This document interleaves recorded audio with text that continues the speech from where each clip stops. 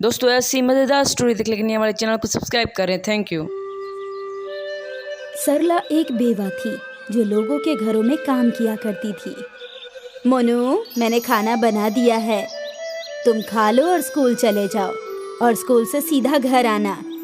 अपने उन आवारा दोस्तों के साथ घूमना मत। हाँ माँ, ठीक है। सरला सुबह सुबह घर से निकल जाया करती थी।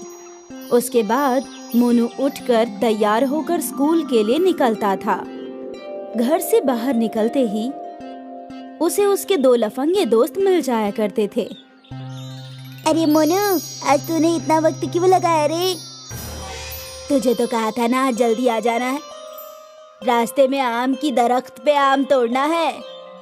हाँ, मुझे भी इल्म है, लेकिन किसी दरख्त से आम तोड़ना तो चोरी है ना।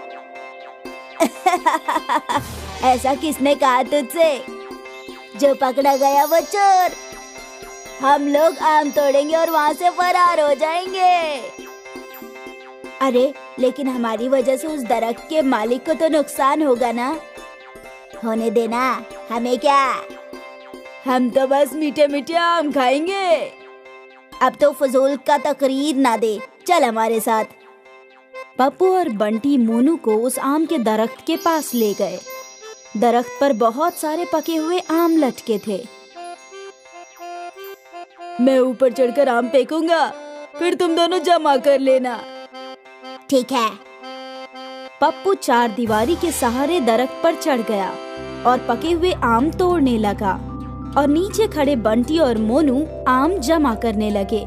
पप्पू ने कई सारे आम तोड़ लिए, और फिर बंटी ने देखा कि एक शख्स डंडा लेकर उसी जानिब आ रहा है।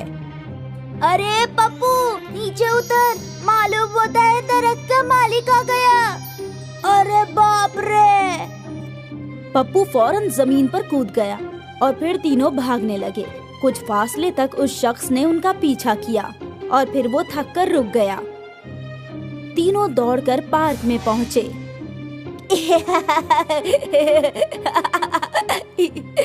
क्या मजा आया ना। मुझे लगा था वो शख्स हम सबकी बहुत पिटाई करेगा। उसके पास कितना बड़ा डंडा था, अगर एक भी मारता तो हमारा क्या हश्र होता।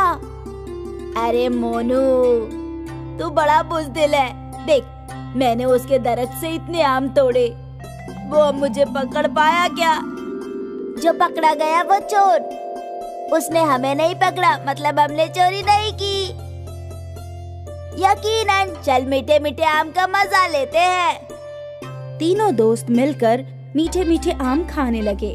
मोनू को इल्म था कि ये गलत है, लेकिन उसे आम बेहद पसंद थे और उसकी वालिदा उसे आम खरीद कर नहीं दे सकती थी। आम खाकर वो लोग स्कूल पहुँचे। स्कूल के गेट पर उन्होंने रोहन को देखा। रोहन के वालिद पुलिस कांस्टेबल थे। उनकी कमाई ठीक ठाक थी और इसलिए रोहन के पास बाकी बच्चों से ज्यादा चीजें थी। रोहन हमेशा अपना स्मार्टफोन का दिखावा करता था। अरे दोस्तों, तुम लोगों को फ्री फायर गेम खेलना है क्या? नहीं।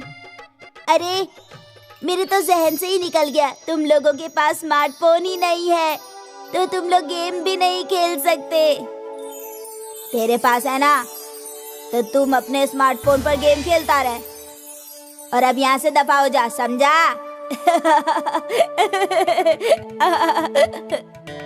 रोहन हमेशा इन तीनों को परेशान करने के बहाने तलाशता था। रोहन की बातें मोनू को अच्छी नहीं लगती थी, तो इसकी मत सुना कर। हाँ, यह गंदा है। मोनू स्कूल में और स्कूल के बाद भी यही सोचता रहा कि काश उसके पास भी एक स्मार्टफोन होता। और स्मार्टफोन का ख्वाब देखते देखते मोनू सो गया। अगली सुबह सरला ने मोनू को उठाया। आज इतवार था। सरला और मोनू दोनों छुट्टी पर थी। अरे अम्मा, आज तो सोने दो। अब क्या सूरज सर पर आ जाएगा तब उठोगे? थोड़ी देर में उठता हूँ ना अम्मा। सरला ने आखिर मोनू को उठा ही दिया। कुछ देर में मोनू चाय पीने बैठा। अम्मा, मैं अपने दोस्तों के साथ साइकिल चलाने जा रहा हूँ। ठीक है, दोपहर तक लौट आना। हाँ, आ जाऊंगा। अच्छा सुन, तेरे दोस्त मतलब बंटी और पप्पू तो नहीं? अम्मा, तुम फिजूल में उन्हें बोलती रहती हो, वो दोनों बहुत अच्छे हैं। नहीं बेटा, वो बच्चे अच्छे नहीं हैं। किसी से भी जुबान लड़ाते हैं, चोरी करते हैं।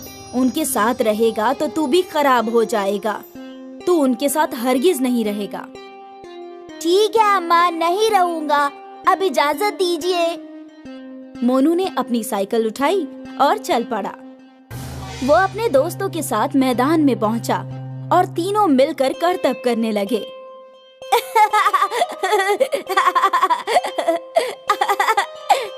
पप्पू और बंटी करतब कर रहे थे। तभी मोनू का तवज्जो झाड़ियों में चमक रही एक चीज की जानिब गया। मोनू ने वो चीज उठाई तो वो एक स्मार्टफोन था। मालूम होता है कि किसी का फोन गिर गया है। बंटी और पप्पू उसके पास आए। स्मार्टफोन नहीं, आईफोन है। अरे वाह, तेरी तो निकल पड़ी। तू स्मार्टफोन के लिए तड़प रहा था ना, ऊपर वाले ने तुझे आईफोन दे दिया। लेकिन ये मेरा थोड़ी है, ये तो किसी और का है। इसे हमें इसके मालिक को सुपुर्द करना चाहिए। अबे गधे, तुझे मिला है तो तेरा हुआ ना। ऊपर वाले ने ये तुझे अता फरमाया है तो ये तेरा है, समझा? आईफोन में तो कमाल के गेम्स होंगे। बंटी और पप्पू उस आईफोन में गेम खेलने लगे और फिर वीडियो देखने लगे। ऐसे ही कुछ घंटे गुजर गए। अब मुझे घर जाना चाहिए, अम्मा इंतजार कर रही होंगी। अरे ये लेकर जा अपना आईफोन। पप्पू ने वो आईफोन मोनू को दे दिया। मोनू को आईफोन बेहद पसंद था, इसलिए उसने सोचा कि वो रख लेगा। पूरे रास्ते वो आईफोन को देख रहा था। मोनू आईफोन लेकर घर आया और उसने आईफोन घर में छुपा दिया। तेरे लिए तेरा पसंदीदा आलू पराठा बनाया है, हाथ पैर धोकर आजा। आया अम्मी।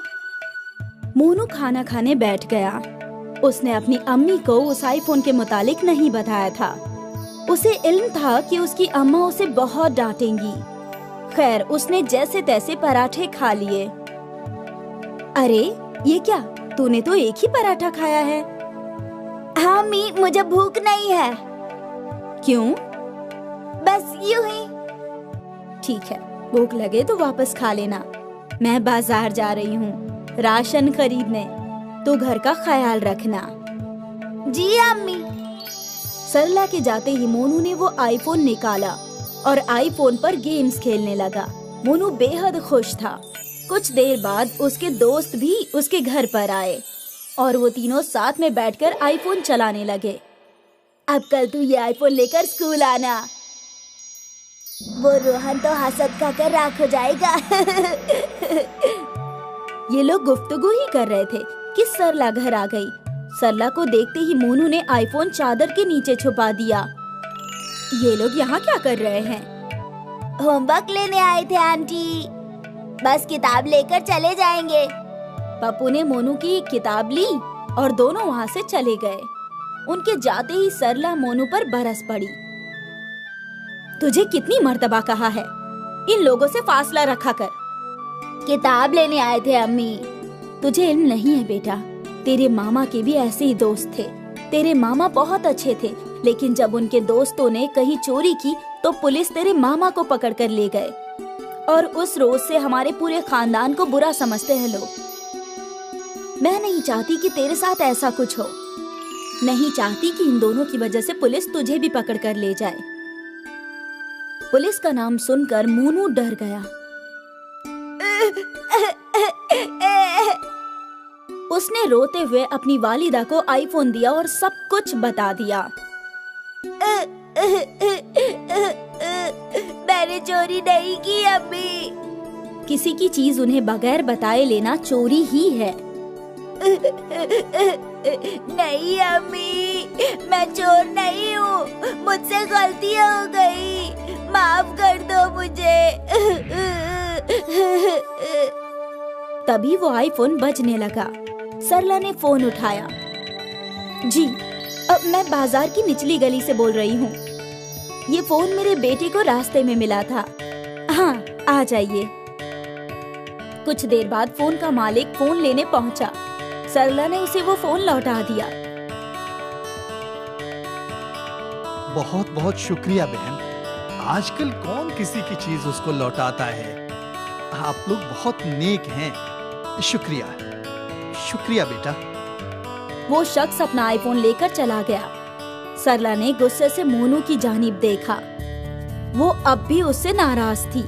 मोनू ने कई मर्तबा माफी मांगी, लेकिन सरला ने एक नहीं सुनी। आखिर रात को मोनू जोर जोर से रोने लगा। मुझे माफ कर दो, तुम जो बोलोगी मैं वही करूँगा। उन दोनों लफंगों ने तुझसे चोरी करवा ही दी ना मोनू। आज के बाद उन दोनों लफंगों के साथ हरगिज नहीं रहेगा तू। वो दोनों जिंदगी बर्बाद कर देंगे। ठीक है अम्मा, मैं वादा करता हूँ कि आज के बाद उनके साथ नहीं रहूंगा। सरला ने मोनू को माफ कर दिया। मोनू ने अपना सबक सीख लिया। उस रोज के बाद मोनू कभी पप्पू और बंटी के साथ नहीं रहा। उसने अपनी बुरी दोस्ती छोड़ दी।